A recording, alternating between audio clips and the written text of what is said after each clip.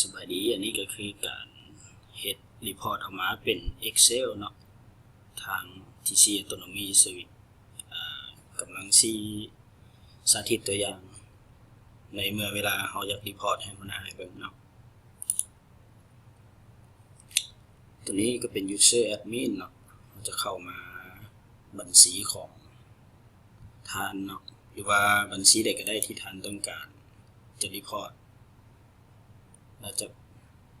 จะประมาณรีคอร์ดได้60วันย้อนหลังเนาะก็ตัวอย่างเลยก็คือเอาลูกค้าเปิ้นคำลงเข้าใส่เลย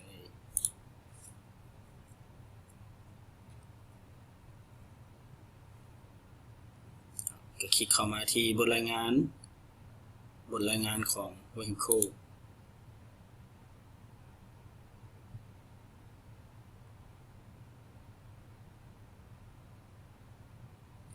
จะมาเป็นหน้าตาเนาะเราก็แค่มาเลือกใส่วันที่ที่เราต้องการเบิ่งย้อนหลังเป็นตัวอย่างจะเป็นวันที่1เดือน11ถึงวันที่25แล้วเราก็คลิกเข้ามาที่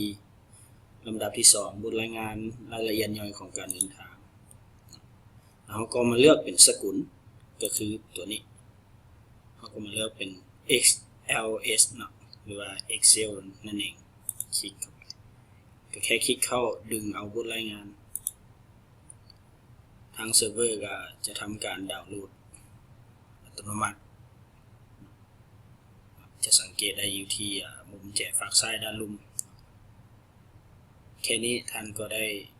บทรีพอร์ตรายงานแบบย้อนหลังโดยเป็น Excel